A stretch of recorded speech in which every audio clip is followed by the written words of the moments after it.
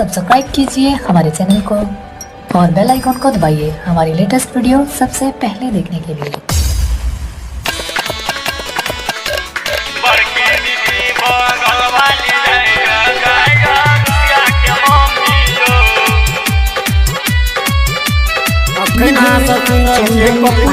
के संतोष सरगम के समधुर आवाज में बाहरा से जल्दी आवे के राजा जय के संगे देव घरियो। बाहरा से जल्दी आवे के राजा जय के संगे देव घरियो। बड़की दीदी बगल वाली जइया जइया रुपया के मम्मियो।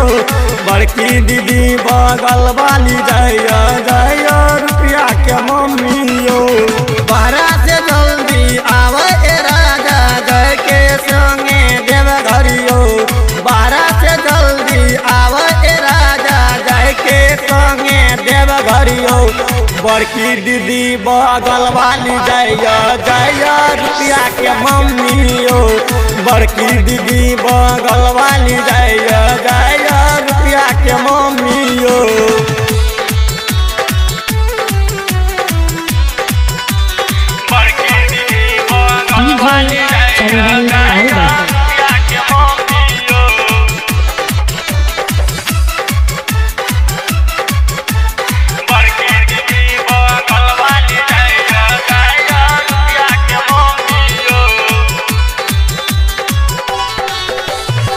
लागल यो मन में हेलौल सा पूरा दिया आसियो। अपन त आदमी संग में रहे छै खासियो। लागल यो मन में हेलौल सा पूरा दिया आसियो। अपन त आदमी संग में रहे उहे खासियो। अब की तो देरी करना एबे की छै हमरा में कमियो। अब की तो देरी करना एबे की छै हमरा में कमियो।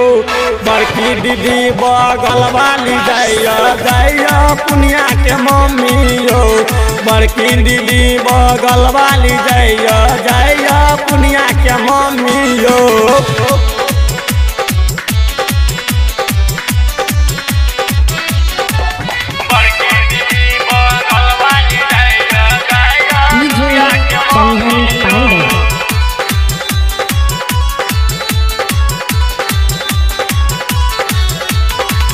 दू साल से घरे राजा तू नहीं अइला।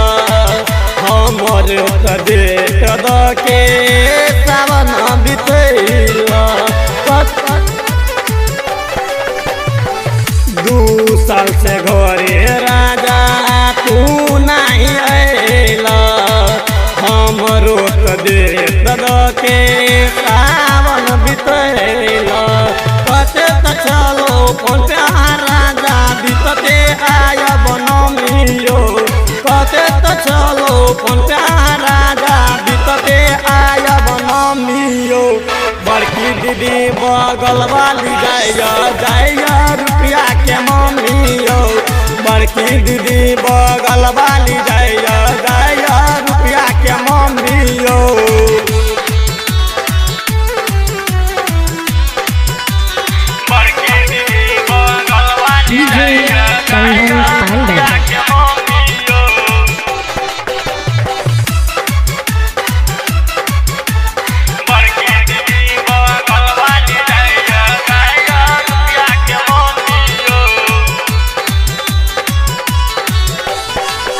आवल कहैया मिंटू रितेश गोपालियो।